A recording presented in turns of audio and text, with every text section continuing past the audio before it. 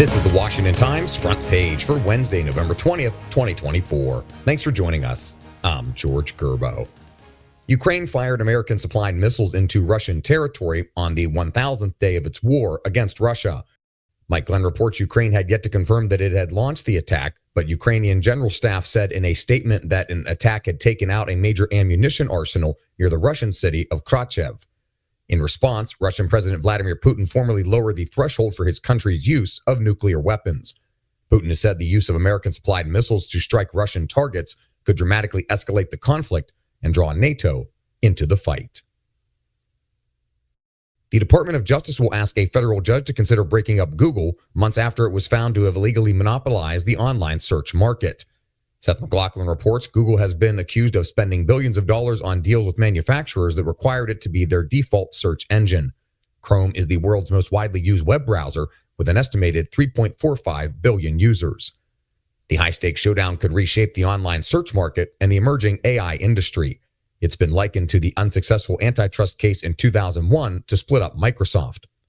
Google's Vice President of Regulatory Affairs, Leanne Mulholland, says the Justice Department is pushing a radical agenda that goes far beyond the legal issues in this case.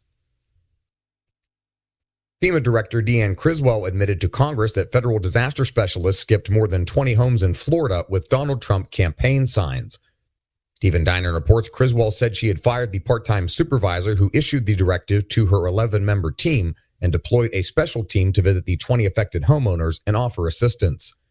She said she would ask FEMA's Inspector General to determine whether the issue spread beyond the Florida supervisor, though she added that it appeared to be isolated. The supervisor, Marnie Washington, said her actions weren't a matter of political targeting, but rather security, claiming people in homes with Trump signs had been the source of confrontations with FEMA personnel. An internal memo from the Department of Homeland Security says the Venezuelan gang known as Tren de Aragua is establishing itself in the Washington, D.C. area. Matt Delaney reports the November 14th memo to police officials in Virginia says the criminal organization has established a presence in D.C. and parts of central and northern Virginia. Officials said the gang uses petty theft and fraud schemes to generate income and send money back to operatives in South America. The police have tied gang members to acts of violence, such as the February killing of Georgia nursing student Laken Riley. The DHS memo says documented incidents in the D.C. area have been tame by comparison. And finally, a dance done by President-elect Trump at some of his campaign rallies has made for recent imitations among athletes in the sports world. Valerie Richardson reports UFC champion Jon Jones broke out the moves after defending his heavyweight title in front of Trump at Madison Square Garden.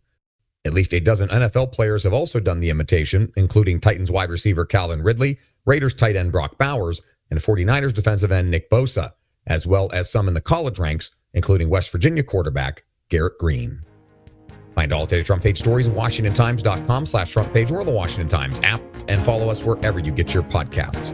You can also find us on social media at Wash Times for breaking news, sports, commentary, and more. For the Washington Times, I'm George Gerbo.